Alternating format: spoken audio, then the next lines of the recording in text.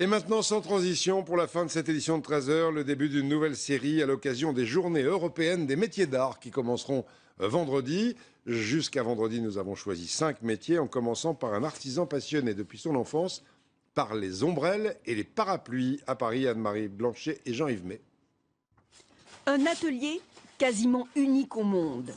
Michel Heurtaud y fabrique la Rolls du parapluie et de l'ombrelle, sur mesure ou en toute petite série. Vous avez un motif qui est là et qui est répété partout pareil. Donc j'ai coupé 10 fois cette pièce-là.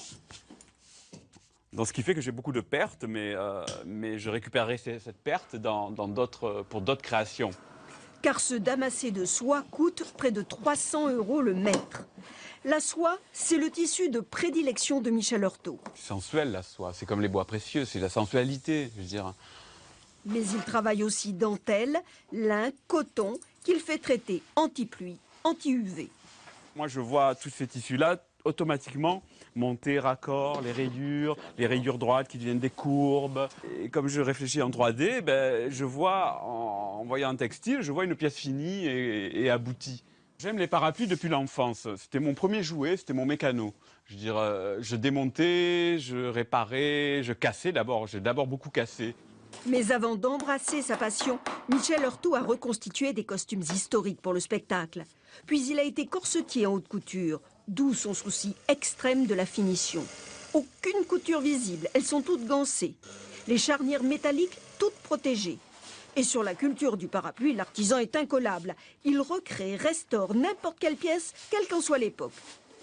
Vous trouverez personne dans le monde qui vous fait des parapluies de ce genre-là. Je veux dire, c'est vraiment, je tire ça de mon métier de costumier, de ma passion de l'histoire. Et on peut faire des objets très contemporains avec des choses du passé et surtout dans des matériaux nobles. Ouais, il était à l'origine en polyester, je l'ai fait en soie.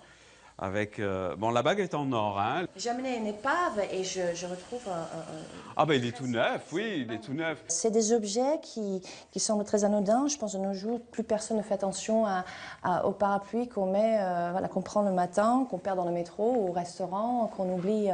Et ça, c'est des pièces qu'on n'oublie pas, qu'on transmet.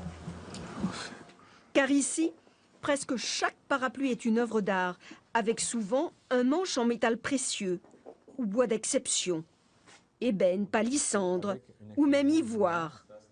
Un objet conçu pour durer toute une vie. C'est Singing in the Rain. Et la touche finale n'est pas la moins importante. Le travail du fer, c'est 50% du travail.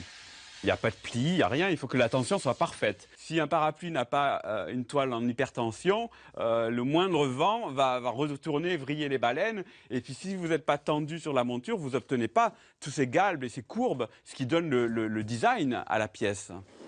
Michel Heurtaud n'a pas d'enfant, mais il ne veut pas que la maison qui porte son nom disparaisse après lui. Je transmets à Andrea pour l'instant, à d'autres après, j'espère, pour que cette maison, qui se développe très rapidement, le jour où je ne suis plus là, puisse perdurer longtemps. Paradoxalement, Michel Heurtaud est très peu connu en France. 70% de sa clientèle est étrangère, avec un désir, s'offrir des pièces uniques. Si les prix les plus bas démarrent à 250 €, collectionneurs d'art ou têtes couronnées les font parfois s'envoler jusqu'à 10 000 € et davantage.